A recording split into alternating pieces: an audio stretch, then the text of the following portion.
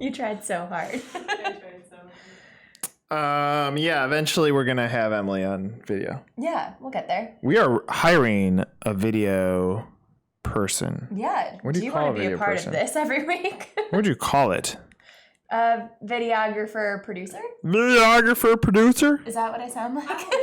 Yeah. I'm a Muppet now. That's sad. Wait, I sound like a Muppet? When you impersonated me, yes. Do I sound like a Muppet, period? No. Liar. Your eyes went the other way. I don't have a tell. I do. Just look I get places. it. I get it. I know I sound like a Muppet. I don't think you do. Yeah, when my ears are clogged too and I can hear myself speak, I'm like, holy cow, you sound like Kermit the Frog. Maybe higher, though. Like Kermit. No, your voice is lower than Kermit's. It's only because I'm trying to make it lower. This is... We'll have to tell. It's already started. She got...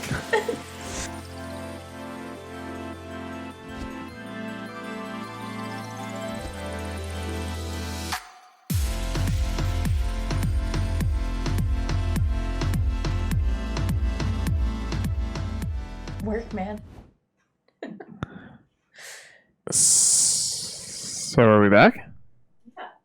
Yeah. I gave you a thumbs up. So this past week I posted my bad Amazon review on LinkedIn and got a lot of positive feedback. I appreciate everybody coming on the woodworks.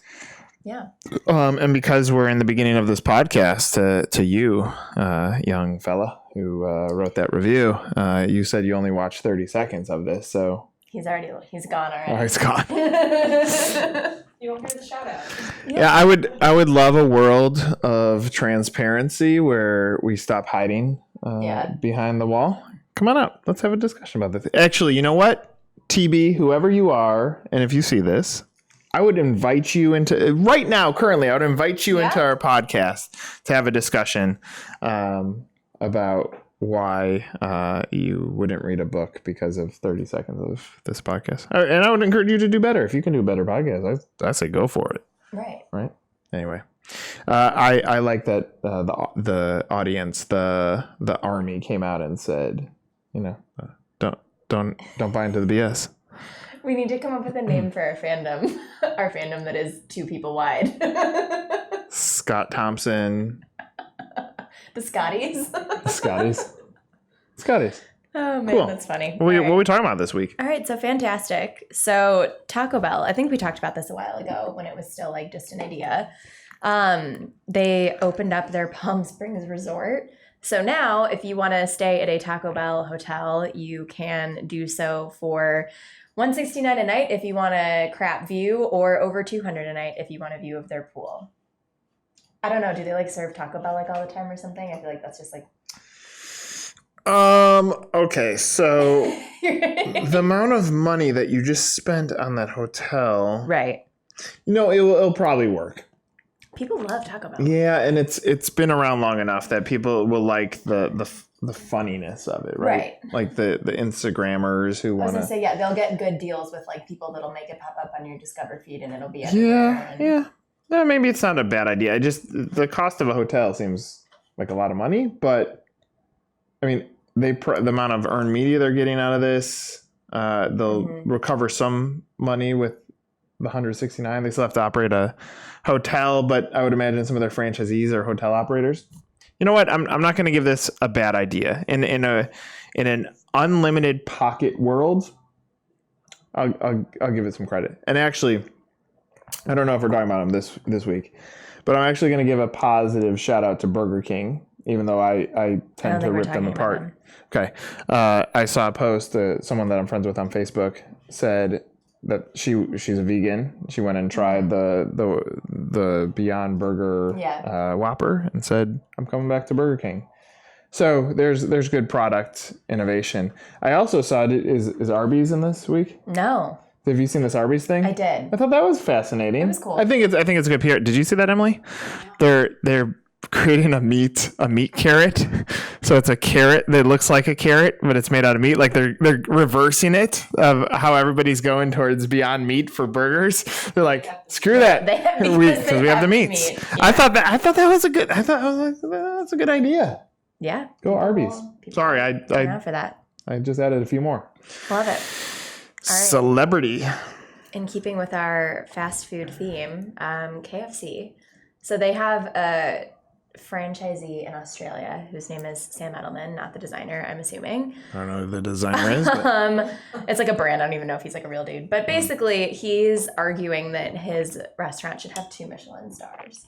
And he's saying that it fits the criteria because it's like good cooking and like exceptional cuisine and an experience. And like, I guess, I don't know where his KFC is located in Australia, but like people will travel like over 800 miles to like come eat at it because they want KFC.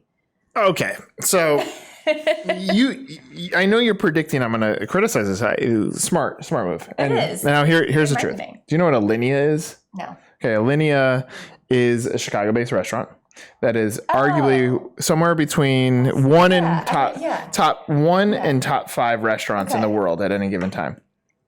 I went to Alinea over 5 years ago. And they have some cool stuff. Like there's an edible balloon that comes up with full of helium. So there's cool stuff. I left there and all I wanted was Five Guys. You were so hungry. Yeah. So there's a 2-star Michelin star restaurant and I left craving Five Guys. So you know what? I get it. Like I probably would have rather eaten KFC after that meal. I was done with the foam and all the shishi stuff. Right. I get the fun of it. But anyway, the point is, I like that. I think that's he'll never win 2 Michelins. No, but he wouldn't even. campaign. He would not even get an honorable mention. But I think that's fun. That's funny. That's funny. That's good. And it's not his recipes either, so it's really KFC corporate. True. So, Colonel. The Colonel. It's Jason. What's his name? It's Costanza. Thank you for getting my humor. Okay, bye. Cash money. Cash money. So Prime Day is coming up, but I think that now brands are starting. Everyday Prime Day? True. Yeah. So true. All right. But basically on their actual Prime Day, retailers like Target, Macy's, and Walmart, they're basically trying to do like their own rollbacks and like discounts to try to like edge out some of the Amazon competition. Not a bad idea. Can't hurt. Don't think it's going to make you beat Amazon, but that's just my opinion. All right. Cool. Anything to add? Nope. No. Nothing. All right. So Airbnb. Have you done Airbnb? I have. I have not. Something creeps me out about staying in someone else's home.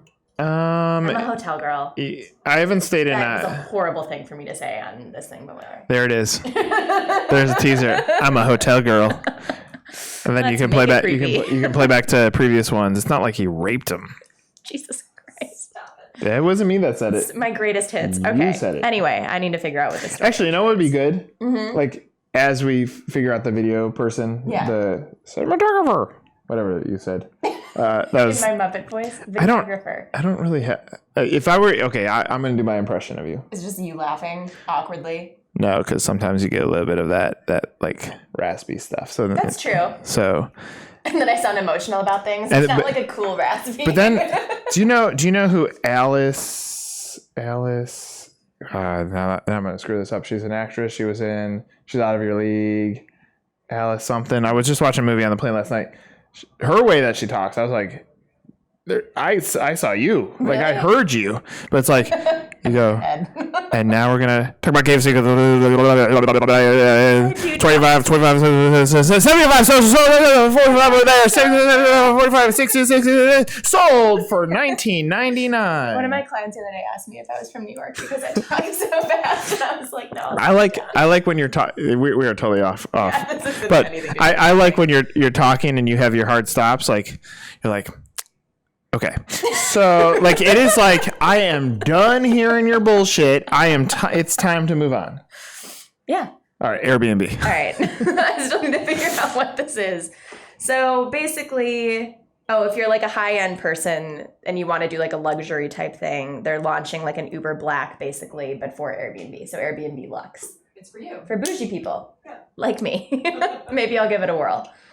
Okay. It depends on the city. Like, I feel like, whatever. That's just listen to it. It got your attention. I mean, that's what they're trying to do. They're trying to say there are some people who say it's creepy staying in people's houses, which I've never got an Airbnb. My brother has that I've stayed in that house. I've never got the Airbnb house. I got in the apartments or condos. Mm-hmm. But yeah, I mean, that's great. They saw the insight and they acknowledged it and now they're creating a program to solve it. I think that's smart. LOL, this isn't for me. It's like $14,000 a week. No thanks. Okay. There's that too. Friend or foe? Were you an Office fan? Was that forward thinking? Yeah. Yeah, it was. Oh yeah, I forgot about Amazon. Mhm.